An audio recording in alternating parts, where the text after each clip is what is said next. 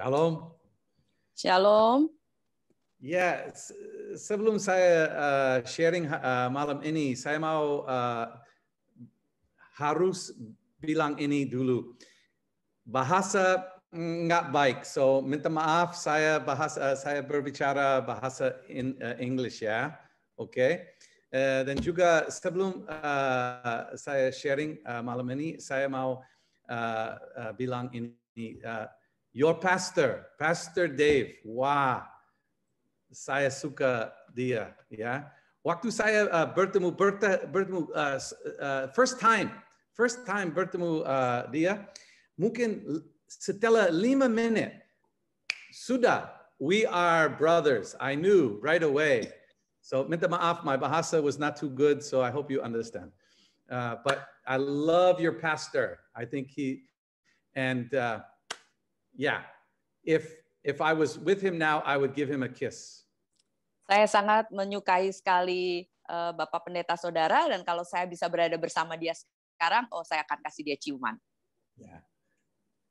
Have to. Yeah. Saya harus. This is our way. We always greet each other with the holy kisses. Ini adalah cara kita. Kita selalu memberi salam satu sama lain dengan ciuman yang kudus.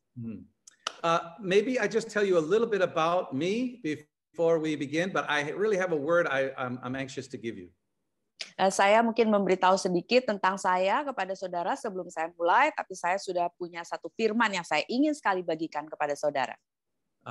I'm from America, New York, yeah. Saya dari New York, Amerika. I have a wonderful wife and 2 children. One child who lives here is married to an Indonesian, so we're Indonesian now. Saya punya istri yang sangat luar biasa cantik dan 2 anak, dan 1 anak menikah dengan orang Indonesia dan sekarang di sini, jadi sekarang kami juga jadi orang Indonesia. Yeah, and my other daughter is in America, Washington, in Seattle, Washington. Anak perempuan saya yang lain ada di Seattle, di Washington, di Amerika. Before coming to Indonesia, I was in New York and started 5 churches, planted 5 churches in New York. Sebelum ke Indonesia, saya ada di New York dan saya di sana punya gereja, ya, kami membangun gereja ada 5. And I made a mistake by having a friend of mine from Surabaya come and share at the church when I was in America. Saya melakukan suatu kesalahan ketika saya berada di Amerika. Saya mengundang teman saya dari Surabaya untuk berbicara. I'll never forget, I was sitting in the back row and basically he just stood up and said, "Hi, I'm from Indonesia," and the Holy Spirit just fell upon me. And for 3 days, I was unable to do anything but to pray for Indonesia. Saya duduk di paling belakang dan kemudian dia berkata, "Hai, saya dari Indonesia." Dan Roh Kudus turun begitu luar biasa dalam diri saya, dan saya menangis, dan selama 3 hari saya hanya berdoa buat Indonesia. I just kept hearing voices in my heart, Indonesians crying out for me to come and share the gospel with them. Saya hanya mendengar satu teriakan, seruan, tangisan dalam hati saya bahwa Indonesia membutuhkan saya. Ada satu teriakan Injil, membutuhkan Injil mereka, kabar baik. So I hope everyone here believes that when you hear from God, you're supposed to do what God says, yeah? Saya berharap saudara semua di sini percaya bahwa kalau saudara mendengar dari Tuhan, saudara harusnya melakukan apa yang dikatakan. So we resigned the pastoring over those churches, sold our house, sold everything, and moved to Indonesia. Kami berhenti dari tempat kami mengembalakan gereja, kami menjual rumah kami, menjual semuanya, lalu kami ke Indonesia. Now, most people, like, when they hear I live in Bali, they say, of course, who wouldn't want to go to Bali? Banyak orang kalau pikir mereka dengar, oh saya tinggal di Bali, oh siapa yang nggak mau tinggal di Bali? But I have to tell you, I didn't know anything about Bali. I didn't even know Bali was a tourist place. I knew nothing about Bali. Saya sama sekali tidak tahu apapun tentang Bali waktu itu. Saya nggak tahu bahwa ini adalah tempat turis, sama sekali tidak tahu apa-apa tentang Bali. And my friend who was in Surabaya, we visited him and he flew us to Bali, and we came, as soon as we walked off the plane onto the tarmac, I looked at my wife and I said, this is where God wants us. Lalu teman saya datang dari Surabaya menemui kami ketika saya di airport turun dari pesawat ke tempat ke gedungnya, dan saya merasa menengok pada istri saya dan bilang, inilah tempat di mana Tuhan mau kami berada di sini. And so we came here 12 years ago, and we've started ICC, International Christian Community. Dan kami datang di sini 12 tahun yang lalu, dan kami memulai ICC International Community di sini. And I just actually, well, maybe I'll tell a little, I have time, I'll tell a little story. So, you know, waktu saya masih kecil, saya nggak percaya Tuhan, ya. Just didn't even, nggak pergi ke gereja. And then when I was maybe around 15 years old, I felt like I wanted to find God. Waktu kira-kira saya berumur 15 tahun, saya merasa, oh, saya harus mulai mencari Tuhan. I only believed one thing. I believed that there was a God. Saya hanya percaya satu hal. Saya percaya bahwa ada Tuhan. But being that I thought church was not the way, I began to go up into the woods and just meditate. Saya pikir waktu itu, oh, ini bukan gereja jalannya. Jadi saya pergi saja ke hutan dan mulai bermeditasi di sana. So I would just go in the woods, and I actually became an animist. I began to worship nature and spirits and things. Lalu saya pergi ke hutan, bermeditasi di sana. Jadi saya menjadi animisme. Saya hanya menyembah Allah, menyembah situasi itu, ya. And I met many spirits. Dan saya bertemu dengan banyak roh-roh. And then one day, this evil spirit actually came and he basically tried to kill me. Dan satu kali roh jahat ini datang dan dia mencoba untuk membunuh saya. But I just continued to try to find God. And when I was in college, I met a Christian man.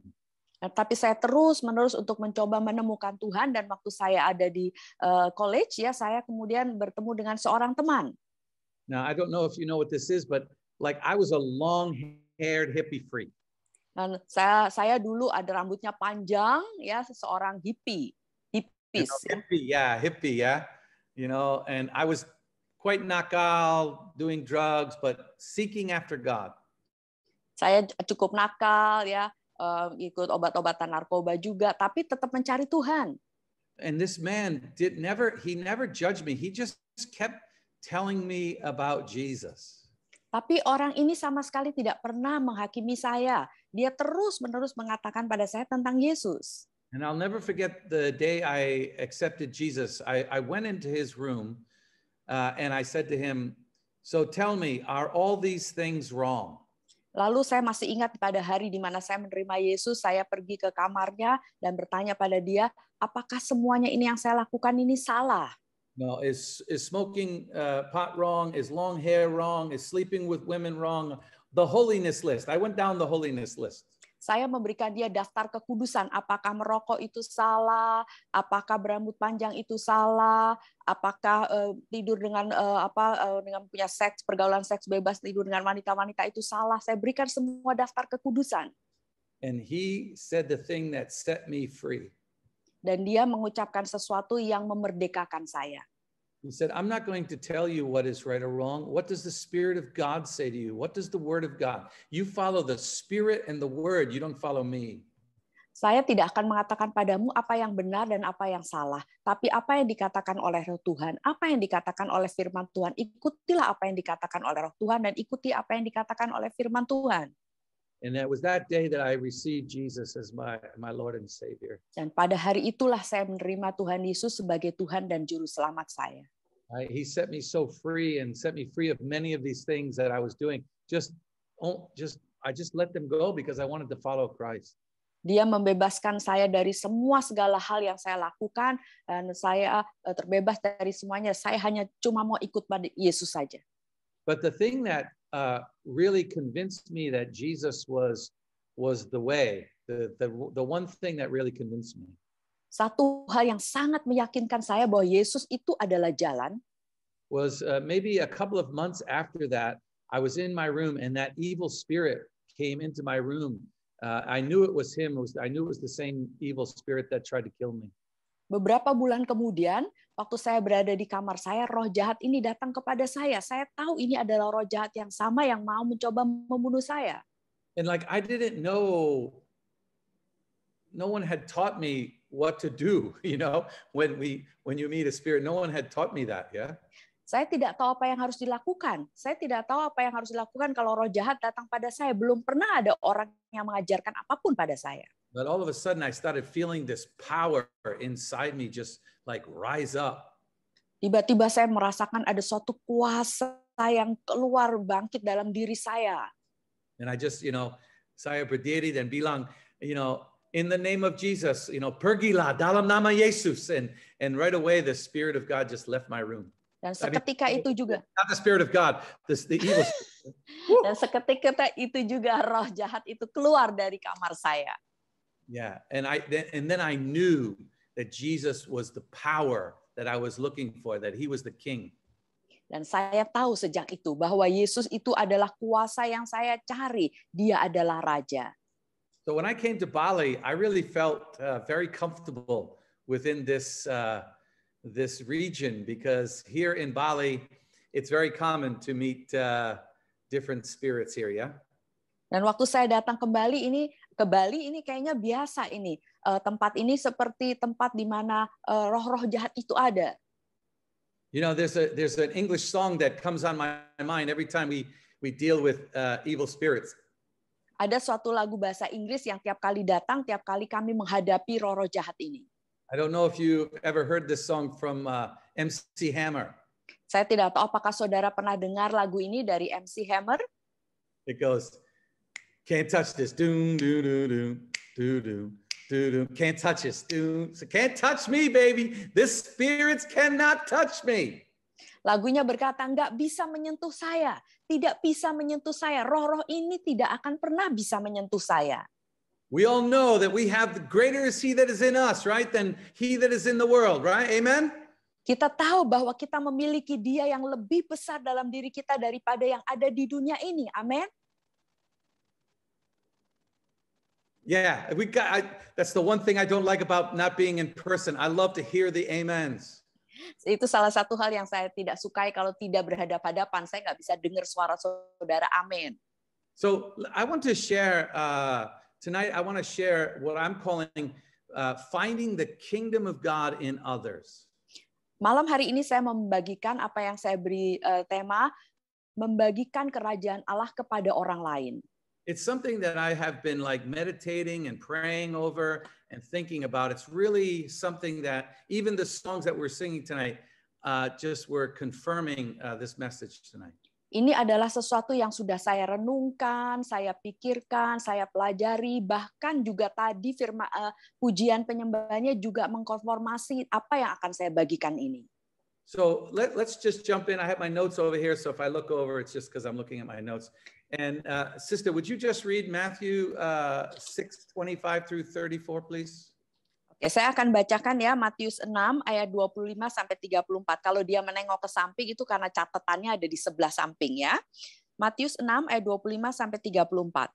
Karena itu aku berkata kepadamu, janganlah khawatir akan hidupmu, akan apa yang hendak kamu makan atau minum, dan janganlah khawatir pula akan tubuhmu, akan apa yang hendak kamu pakai. Bukankah hidup itu lebih penting daripada makanan, dan tubuh itu lebih penting daripada pakaian?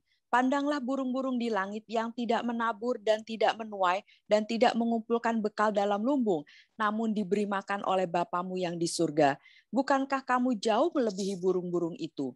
Siapakah yang di antara kamu yang karena kekhawatirannya dapat menambahkan sehasta saja pada jalan hidupnya? Dan mengapa kamu khawatir akan pakaian? Perhatikanlah bunga bakung di ladang yang tumbuh tanpa bekerja dan tanpa memintal. Namun aku berkata kepadamu, Salomo dalam segala kemegahannya pun tidak berpakaian seindah salah satu dari bunga itu. Jadi jika demikian Allah mendandani rumput di ladang, yang hari ini ada dan besok dibuang ke dalam api, tidakkah ia akan terlebih lagi mendandani kamu, hai orang yang kurang percaya?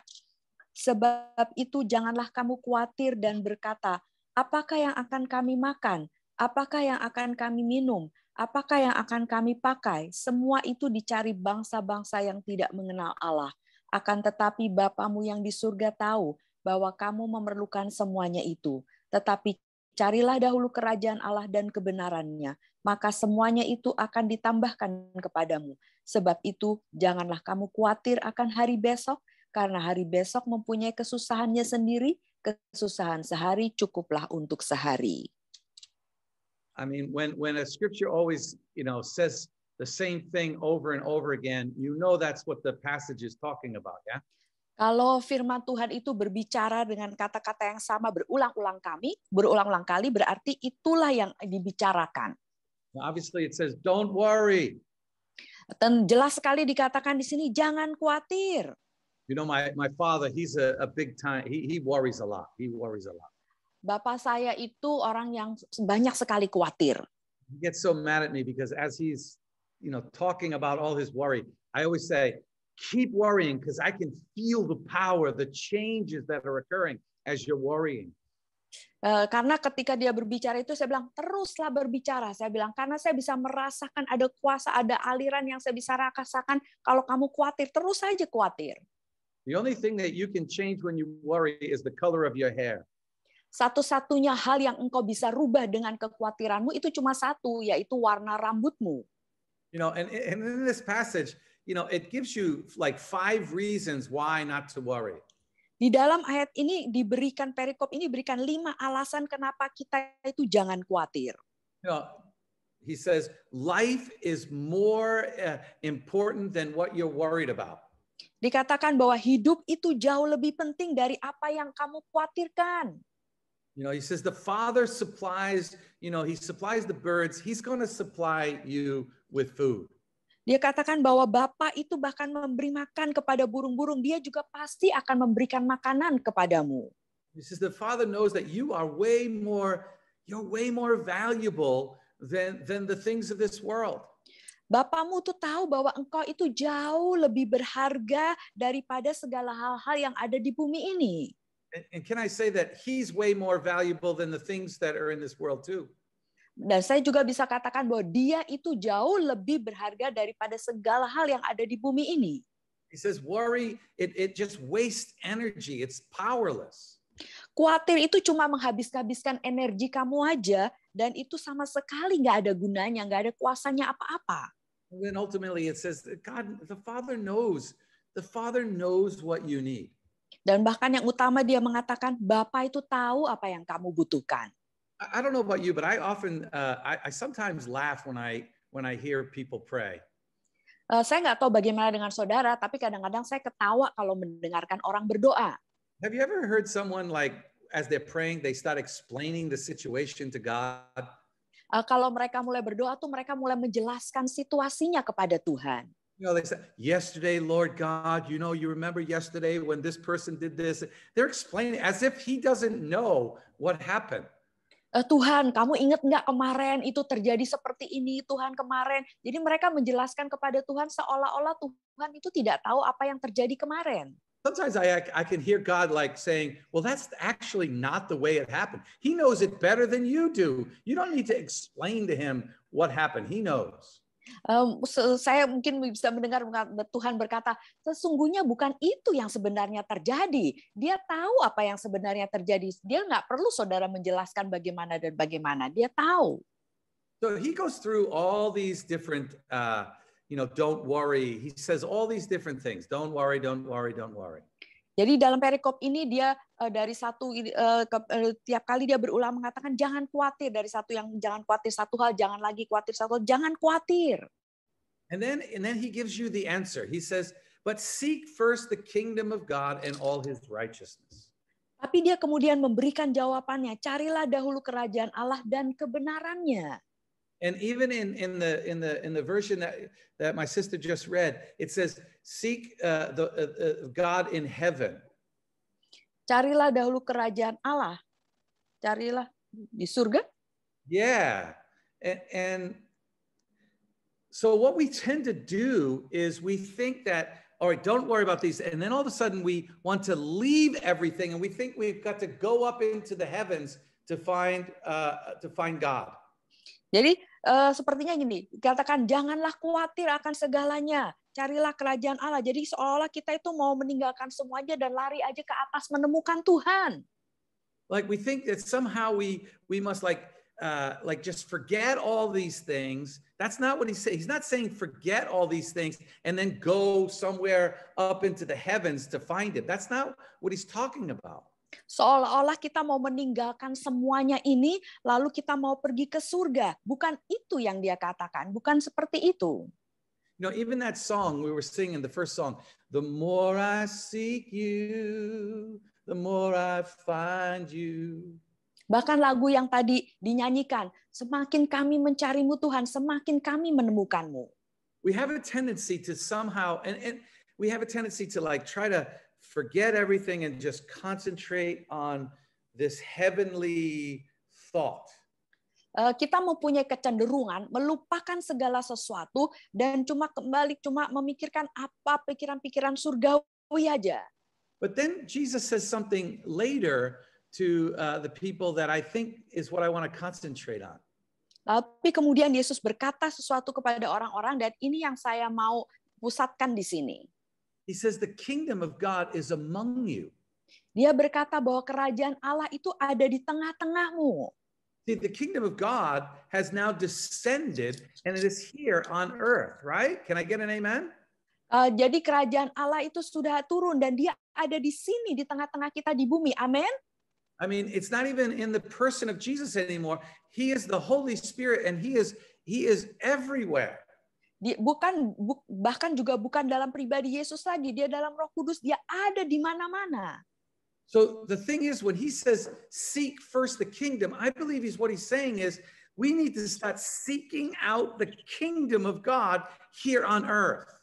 Jadi kalau dia berkata carilah kerajaan Allah, maksudnya kita ini harus mulai mencari kerajaan Allah itu di sini.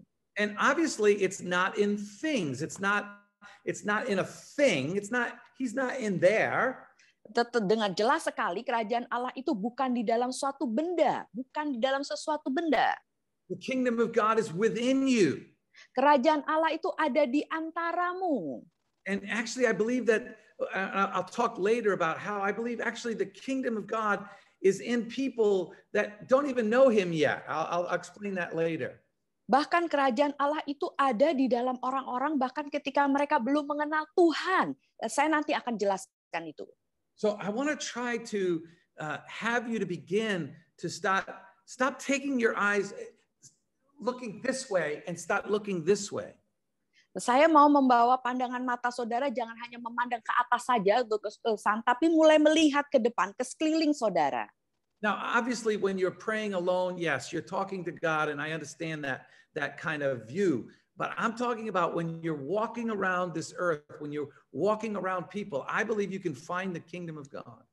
Dan tentu saja kalau saudara sedang berdoa sendirian, ya saudara memandang kepada Allah, berfokus kepada Tuhan. Tetapi kalau saudara sedang berjalan, saudara lihatlah kepada sekelilingmu karena kerajaan Allah itu ada di sekelilingmu. I mean, in Matthew 13, I love this little parable. He talks about the kingdom of God in Matthew 13, 44 through 46. Silakan baca ini ya. Oke, Matius 13 ayat 44 sampai 46. Matius 13. Hal kerajaan surga itu seumpama harta yang terpendam di ladang yang ditemukan orang lalu dipendamkannya lagi. Oleh sebab sukacitanya pergilah ia menjual seluruh miliknya lalu membeli ladang itu. Demikian pula hal kerajaan surga itu seumpama seorang pedagang yang mencari mutiara yang indah. Setelah ditemukannya mutiara yang sangat berharga, ia pun pergi menjual seluruh miliknya itu lalu membeli mutiara itu. And so we see that the kingdom of God is something that's hidden. It's hidden and it has to be found. Jadi di sini kita lihat bahwa kerajaan Allah itu seperti sesuatu yang terpendam atau tersembunyi dan harus ditemukan. It says that it's like hidden treasure. So when a man found it, it's not like he was just walking around the surface. He was digging, he was looking for it. Jadi kerajaan Allah itu terpendam, tersembunyi. Jadi kalau ada orang mencarinya bukan hanya mengambilnya saja dari permukaan, enggak, dia harus menggalinya itu di dalam. The kingdom of God was covered in dirt. kerajaan Allah itu ditutupi oleh tanah-tanah atau kotoran-kotoran itu. You understand what dirt is, right? Ya, tanah, soil, Yeah, tapi kotoran. with an analogy, the dirt can be like sin. Oke, itu ditutupi oleh dosa. The kingdom of God can be covered in dirt, in like things that are dirty, but the kingdom of God can be there. Kerajaan Allah itu bisa ditutupi oleh sesuatu yang kotor, oleh sesuatu yang dosa, tetapi ada di situ kerajaan Allah. And it says this merchant went out, and when he found the pearl, he bought the field. Pedagang ini ketika dia menemukan mutiara itu, kemudian dia membeli ladang tersebut. Now, how big is a pearl? A pearl can be like only maybe this big, yeah? Mutiara itu seberapa besar? Mungkin cuma sebesar ini saja.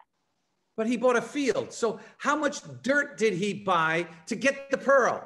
Jadi, tapi untuk mendapat sebuah permata itu, mutiara itu, dia membeli seluruh ladangnya. Jadi berapa banyak kotoran atau dosa atau yang tidak baik itu tanah yang harus dia beli itu. So he bought a whole field so he could get the pearl. Dia membeli seluruh ladang itu supaya dia dapatkan mutiara itu. He bought a lot of dirt, but I had a pearl. Dia membeli begitu banyak dosa-dosa dalam diri kita, tapi untuk mendapatkan mutiara itu. He looked down at me and he said, "I see a field, but I see a lot of dirt, but I see a pearl. I see a pearl. I want that field." Lalu dia melihat ke bawah dan melihat, oh saya melihat sebuah ladang dan saya melihat ada mutiara di situ. Tapi itu ada begitu banyak dosa dan kekotoran, tapi ada mutiara di dalamnya.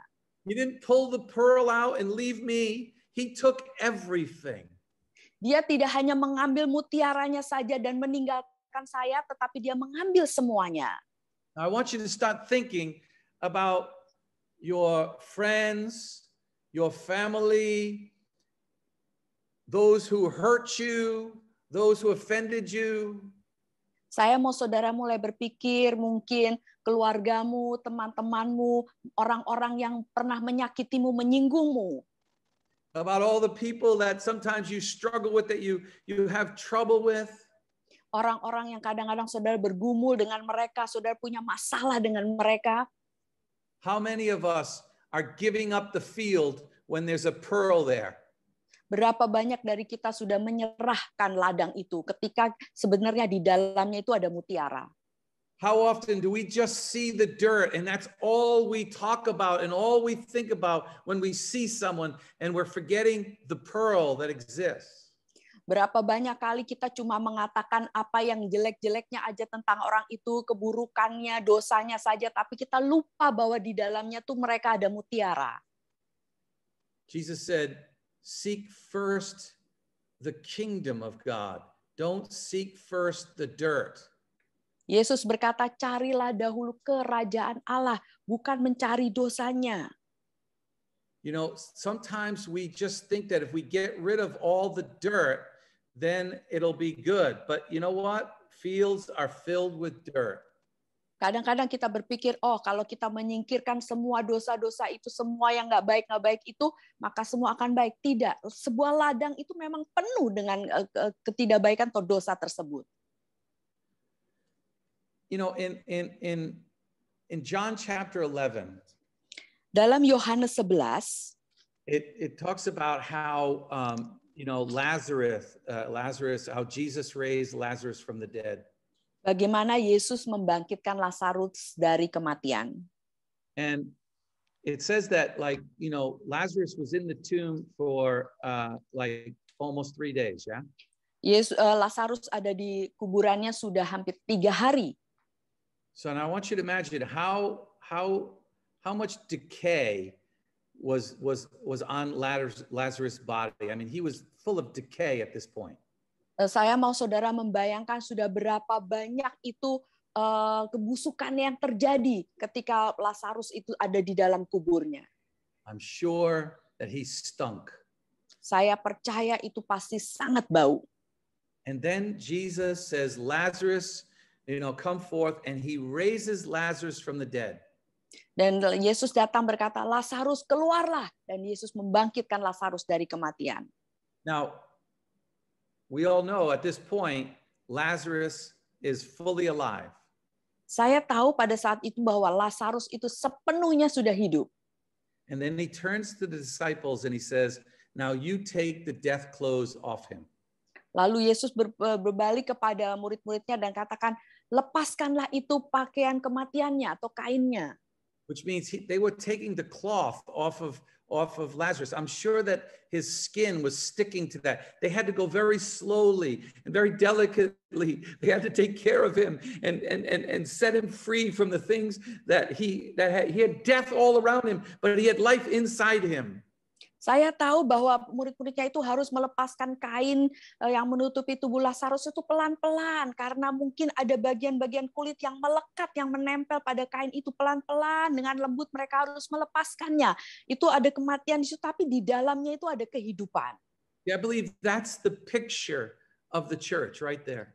Saya percaya itu adalah gambaran sebuah gereja di situ. There's a bunch of dead people and God sets them alive and sets them free.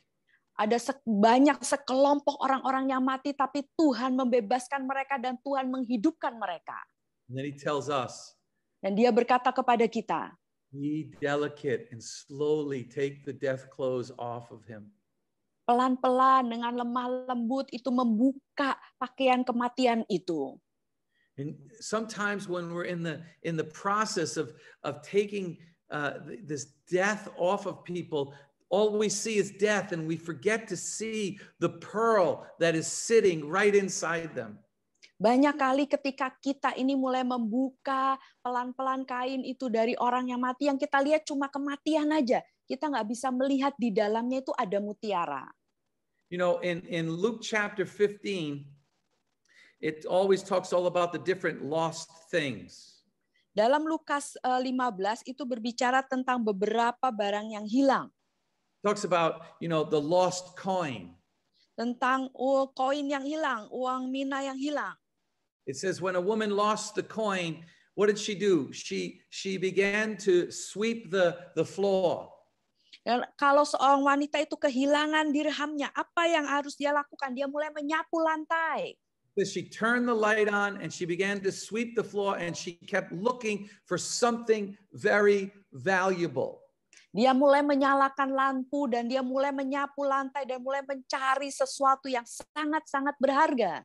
We have a tendency to turn the light on when someone's lost. We turn the light on and we go, look at all the dirt in your life. Dan seringkali kalau ada seseorang yang terhilang, kita mulai menyalakan lampu dan berkata, lihatlah berapa banyak dosa, pelanggaran atau kesalahan yang kamu punya. We say, clean up your life. Lalu kita bilang, bersihkanlah hidupmu. But see, it was the woman who was doing the sweeping, looking for the pearl.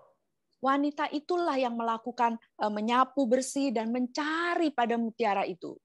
We're the ones who are supposed to do the sweeping. We're the ones that are supposed to turn the light on by our actions and our deeds so that they can see the way they should live and not criticizing them and not condemning them. Kitalah yang seharusnya menyalakan lampu, kitalah yang seharusnya menyapu bersih itu, bukan malah menuduh mereka dan menghakimi mereka. It says in that same chapter, it says, you know, when a man loses one of his 100 sheep, he goes and looks for the one that's lost. Bahkan di dalam perikop itu dikatakan kalau ada orang yang kehilangan satu dombanya, dia pergi meninggalkan yang lainnya dan mencari satu yang terhilang itu. It says in verse 6, it says, he rejoices that he found the one that's lost. Dikatakan dia bersuka cita karena dia menemukan yang satu yang terhilang itu. He rejoices about someone who was rebellious. Dia bersuka cita terhadap satu yang tadinya memberontak itu. When that sheep was running away, what is he doing? He's rebelling. Kalau ada satu domba yang pergi sendirian, apa yang dia sebenarnya lakukan? Dia itu sedang memberontak. And what is the shepherd doing? The shepherd Dan apa yang gembala itu lakukan? He's chasing the one who's rebelling. Dia mengejar yang satu itu yang memberontak. Now, it's easy for us to imagine a sheep that runs away and we're going after him. Dan sangat mudah bagi kita untuk membayangkan ada satu domba yang pergi sendirian lalu kita mengejar dia. But I'm using the word rebellion because that's what running away is. Saya memakai kata memberontak karena itulah arti melarikan diri sebenarnya. But when someone is rebelling against us, normally they're yelling at us, they're mad at us, they're casting things, they're saying bad things against us because they're rebelling. Kalau ada seseorang yang memberontak itu, dia selalu mengatakan kata-kata yang nggak enak terhadap kita, mengeluarkan perkataan-perkataan yang tajam terhadap kita. Kenapa? Karena sebenarnya dia ada pemberontakan. And we tend to think that it's too much energy to try to find the pearl in the person who's rebelling. Dan kita pikir, terlalu banyak menghabiskan waktu dan tenaga untuk mencari satu orang yang memberontak ini. But the rejoicing that happens when we give of ourselves as we go after these people without thinking of the dirt that's around them, just saying, I want that pearl. Tapi sukacita yang datang kemudian ketika kita bisa mendapatkan orang itu, mendapatkan yang memberontak itu. Dan kita berkata, wah, ada suatu sukacita besar kita mendapatkan mutiara tersebut. We have to start looking for the pearls and stop looking at the rebellion. Kita harus mulai mencari kepada mutiara yang di dalamnya dan berhenti untuk melihat kepada pemberontakannya. And then finally we've got the lost son. Lalu kemudian ada anak yang terhilang. In that passage is the lost sheep, the lost coin, and the lost son. Di dalam bagian itu, perikop itu ada uang mina yang hilang, kemudian domba yang hilang, dan anak yang hilang. And we always talk about the heart of the Father. Kita selalu berbicara tentang hati Bapa. I mean, it's a beautiful heart. He is sitting there. He's waiting and hoping and just waiting for his son to make one turn home. Itu hati Bapa yang sangat luar biasa sekali, yang dia sedang menunggu, duduk dan memperhatikan, menunggu sampai anaknya itu kembali satu putaran balik saja kembali. You realize that this son, actually, when he took the inheritance, was basically saying, I wish you were dead, Dad. Sebenarnya anak ini ketika dia meminta seluruh warisan dan mengambilnya, dia sebenarnya berkata, Bapakku, aku sebenarnya berharap kamu itu mati. So the father's heart was towards the son, even though the son was insulting him. Hati Bapa itu selalu tertuju kepada anaknya, walaupun dia sangat-sangat menghina bapaknya. Are we not supposed to have the same heart as the Father? Bukankah kita seharusnya juga mempunyai hati yang sama seperti Bapa? Aren't we supposed to continue to love and just hope and pray for those who have insulted us? Bukankah seharusnya kita juga seperti Bapa terus berdoa, terus berharap bagi kepada orang-orang yang menghina kita? Have you cut people off who have done something wrong to you? You cut them off. That is not the heart of the Father.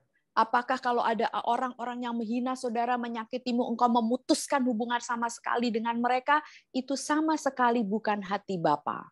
And people will never see the heart of the Father until they see the heart of the Father in us. Orang-orang tidak akan pernah bisa melihat hati Bapa sampai mereka melihat hati Bapa di dalam hati kita. So he's waiting, he's watching, he's hoping, he's just looking for one opportunity for his son to turn around and come back. Dia menunggu, melihat, terus berharap, dan menunggu sampai ada satu kesempatan saja anak ini berbalik pulang kepada dia. I don't know if you know, but one of the customs during that time was this. Saya tidak tahu apakah saudara tahu, salah satu kebiasaan pada masa itu adalah seperti ini. In the town, if that son had done that town would have felt like that son was deserving of shame. Kalau sesuatu terjadi seperti itu, ada anak laki-laki yang melakukan seperti itu di kota itu, mereka tuh semua akan merasakan bahwa anak ini sudah melakukan sesuatu yang sangat memalukan. So if the son had been returning and someone from that town had saw him, they would have run up to him and they would throw a clay pot at his feet and they would say, "Shame on you, shame on you." Dan kalau sampai anak ini pulang kembali ke kota tersebut dan salah satu orang dari kota itu melihat dia, mereka akan melemparkan bejana tanah liat itu kepada kakinya dan mengatakan, kamu memalukan, kamu memalukan. And that's one of the reasons I believe the father was running, because the father wanted to get to him first before anyone could put shame on him. Itulah sebenarnya salah satu alasan kenapa bapaknya itu berlari lebih dulu kepada dia. Supaya tidak ada seorang pun yang bisa mengatakan pada anak itu, kamu memalukan. If we want to find people, if we want to save people, if we want them to see the heart of God, we need to be running towards them and making sure no one's throwing shame on them when we can tell them about the good news of grace. Kalau kita mau menemukan orang ini, kita mau melihat kepada mereka, kita mau menjangkau mereka, kita harus mau berlari lebih dulu kepada mereka supaya orang-orang lain tidak memalukan mereka. Kita merangkul mereka. Before I go to the last thing, I just want us to stop here, and I just feel like we should just take one moment and let the Holy Spirit walk through our minds of people that maybe we have cut off, of people that we have distanced ourselves because they have too much dirt and we've stopped looking for the pearl. Let the Holy Spirit just touch you for a minute. Saya mau kita berhenti sebentar di sini sebelum saya tutup, dan saya mau saudara mengingat kembali orang-orang yang menyakiti hatimu, orang-orang yang menghinamu, dan kita memutuskan hubungan sama sekali dengan mereka, dan kita mulai melihat hati Bapa, ya, melihat kepada orang ini. So just take a moment, let the Holy Spirit let him speak to you about maybe someone that you've let go and you shouldn't have let go because God hasn't let go. So let's just take a moment, ya. Mari kita ambil waktu sebentar, biarkan Roh Kudus berbicara kepadamu, dan ingat lagi orang-orang ini, mungkin orang-orang ini sudah kita lepaskan, kita nggak mau lagi peduli, tapi Tuhan bilang sebenarnya jangan lepaskan mereka. Kita ambil waktu sebentar.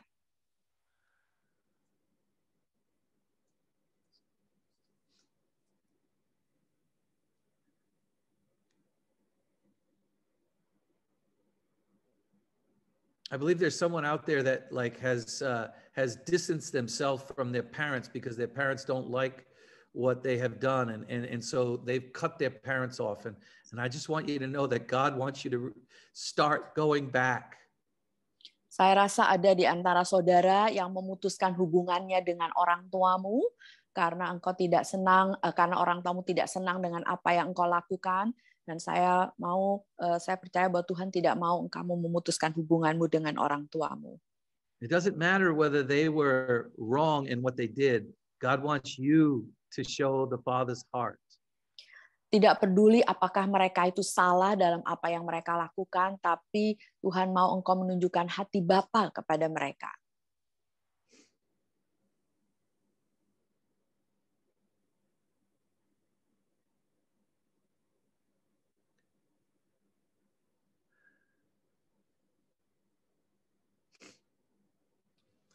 If the Lord gave you someone on your mind, you really should take the first step, even starting either tonight or tomorrow. Start right away to go back and begin to restore that relationship. Kalau Tuhan mengingatkan satu nama di dalam pikiranmu, saudaralah yang harus mengambil langkah pertama-tama. Apakah malam ini atau besok, saudara mulai meraih kepada orang itu. You know, this is the beautiful thing of what Jesus did, is Jesus didn't wait for us to come to him. We were the ones in rebellion and he came to us. That's what he wants to do. Ini adalah satu hal yang indah sekali dari yang Yesus lakukan. Dia tidak menunggu kita datang kepada dia, tapi dia yang datang kepada kita. Itulah juga yang seharusnya kita lakukan. As you break through those things, that's when you're actually going to begin to see the kingdom of God at work. Dan kalau saudara mulai melakukan hal itu, maka engkau akan mulai melihat kerajaan Allah itu mulai bekerja. It's like a seed waiting to be watered. That as you walk into these difficult places, you will begin to see things in these people that you never saw before. Seperti benih itu yang diairi. Dan kalau saudara mulai berjalan kepada hati orang-orang ini, maka engkau akan melihat sesuatu yang belum pernah engkau lihat sebelumnya. Remember, what we Well, you know, I'll say it this way. You know, what we magnify will always get bigger. Apa yang kita besar-besarin itu nanti akan jadi kelihatan lebih besar. You know, like, you know, everyone knows a magnifying glass. When you put it on something, it makes something bigger. Kalau saudara tahu kan kaca pembesar, kalau kita melihat sesuatu dengan kaca pembesar, maka itu akan kelihatan jadi lebih besar. So stop magnifying the dirt and start magnifying the very pearl that's in that person. Berhentilah membesarkan itu segala dosa dan kesalahan itu, tapi mulai membesarkanlah mutiara tersebut. Because that's what will get larger in that person as you kind of feed it, if I could say it that way. Maka kita akan mulai melihat lebih besar lagi akan tentang orang itu kalau kita terus memberikan pandangan kita ke arah itu. And this leads us to the last point I want to share. Mari kita sampai kepada bagian terakhir yang saya mau bagikan. Matthew chapter 13 verse 33. Matius 13 ayat yang ke-33. Silakan baca ya. Ya.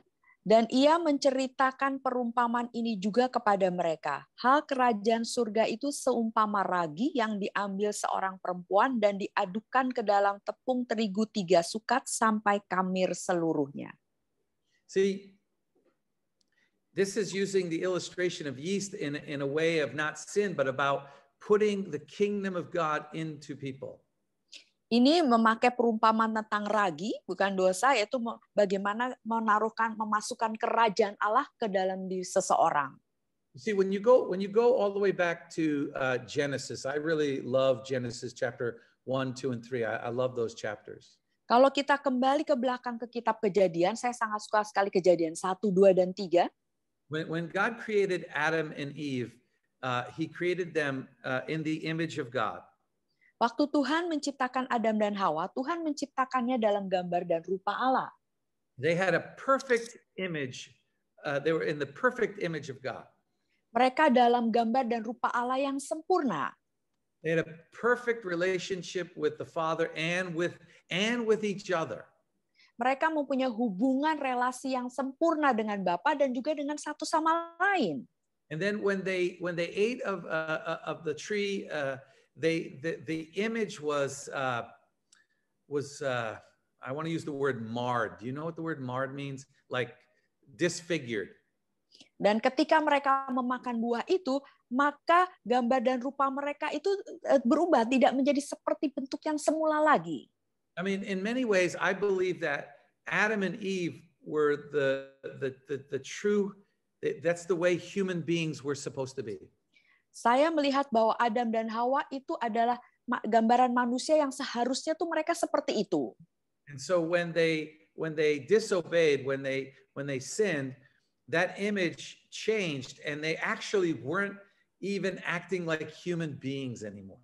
Dan ketika mereka berdosa dan mereka tidak taat lagi, maka semua keberadaan mereka tuh berubah. Bahkan mereka bersikap tingkah laku tidak seperti manusia lagi. In some ways, it's like they were like less than human beings. Dengan kata lain, mereka itu berada di tidak seperti manusia lagi, kurang dari manusia, nggak manusia lagi. That's why when someone says, you know, forgive me, I'm just human, I was like, I'm just a human being. I say, well, maybe that's the problem, is you're not really like God wants you to be. Kalau ada orang yang bilang maafkan saya cuma manusia, ya mungkin itu masalahnya, karena engkau tidak menjadi seperti yang Tuhan inginkan. So this is the way the state of people are without Christ. Their kind of their image is not it's not functional. It's not the way God wants it to be. Jadi inilah keadaan manusia ketika mereka belum kenal Tuhan, bahwa gambaran rupa mereka, fungsi diri mereka itu tidak berfungsi seperti yang seharusnya. It's like a shadow of what it's supposed to be. Itu seperti cuma bayangan daripada yang seharusnya mereka itu. But I believe this passage is saying, yes, but if we begin to sprinkle in some yeast, this will begin to be transformed. Dan saya percaya ayat ini berkata kalau kita mulai menaruhkan sedikit saja itu ragi, maka akan terjadi suatu perubahan. So this is why it works either way. Either there's the pearl is already there, or we need to begin to plant so we can put a pearl there. Jadi bisa memang mutiaranya sudah ada di situ, atau mutiaranya tidak ada di situ dan kita mulai menanam mutiaranya itu supaya ada di situ. So what we want to do now is, if we can't see a pearl in someone, then what God is telling us to do is don't cut them off, begin to plant seeds, begin to plant yeast into them, and as it's planted, then the whole dough will be filled with the kingdom of God. Jadi kalau momanya di dalam diri seseorang itu tidak ada mutiaranya, jangan dibuang digituin aja, tetapi mulailah menanam suatu benih di dalamnya, ya, seperti menaruhkan ragi di dalamnya sehingga menjadi satu adonan. So how do we do that? Bagaimana kita bisa melakukan itu? We don't do it by pointing out all the things they're doing wrong. That's not giving the kingdom of God to them. Bukan dengan menunjukkan jari dan mengatakan semua kesalahan yang sudah dia buat, itu bukan cara kerajaan. That's giving them the law, and that's the Old Testament. That's not the New Testament. Itu hanya berarti kita cuma memberikan satu hukum-hukum Taurat saja, itu perjanjian lama, bukan perjanjian baru. We do it by pouring grace on them. Kita melakukannya dengan mencurahkan kasih karunia kepada mereka. So we say we know what grace is. Well, let's be practical. Kita bilang kita tahu apa itu anugerah kasih karunia. Mari kita praktekkan itu. We go the extra mile with them. Kita harus mau berjalan selangkah lebih jauh lagi bersama mereka. That means when they do the first wrong thing towards us, we continue to walk with them. Artinya kalau mereka melakukan satu kesalahan terhadap kita, kita terus melakukan hal yang baik kepada mereka. That means that we turn the other cheek. Dengan kata lain, kita memberikan pipi kita yang sebelahnya. So when they insult us or they offend us, we turn the other cheek. Kalau mereka menghina kita, mereka melakukan hal yang tidak menyenangkan terhadap kita, kita berikan pipi kita yang sebelahnya. We become the first ones that seek forgiveness and seek reconciliation. We're the first ones to do this. Kitalah yang harus menjadi orang yang pertama-tama mengambil langkah untuk adanya pemulihan, mengambil langkah mula-mula untuk adanya pengampunan. In so doing, we begin to plant yeast in them. Dengan melakukan itu berarti kita mulai menanamkan ragi di dalam diri mereka. And then pretty soon they begin to sense something changing in them. Lalu dengan segera mereka akan mulai merasakan ada sesuatu yang berubah di dalam diri mereka. I'll tell you one story just happened just this last month. Saya mau ceritakan sebuah cerita yang baru saja terjadi sebulan yang lalu. We had one of our worship leaders. She was a wonderful woman. She died of brain cancer.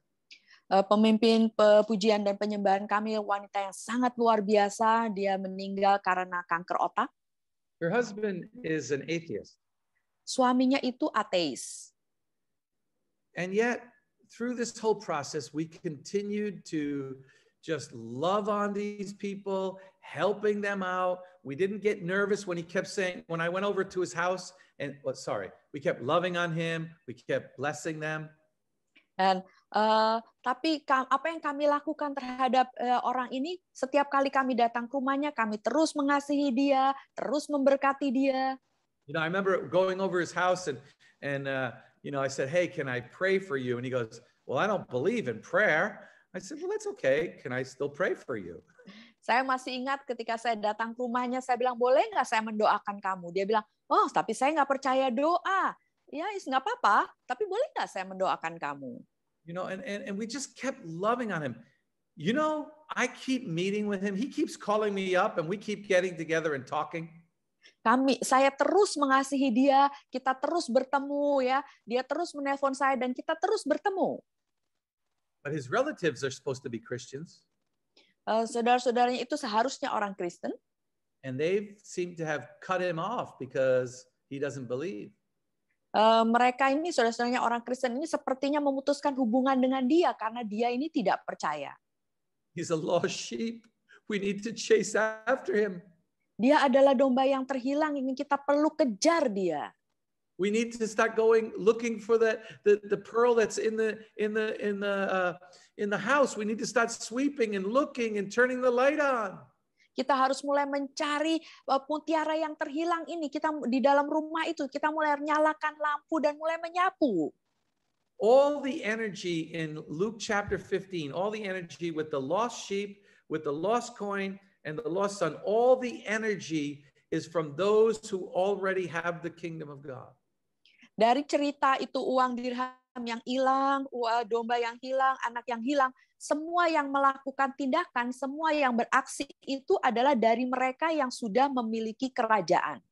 That's what it means when Jesus said, I did not come to serve, but I did not come to be served, but to serve and to give my life.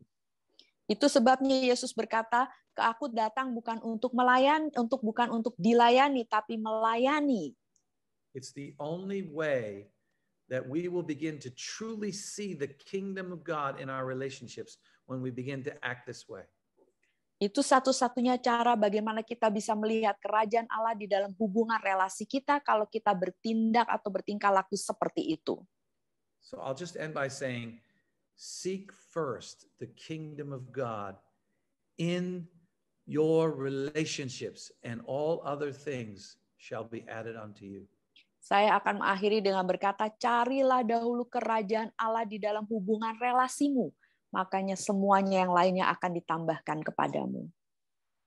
Pastor Dave, it's all you.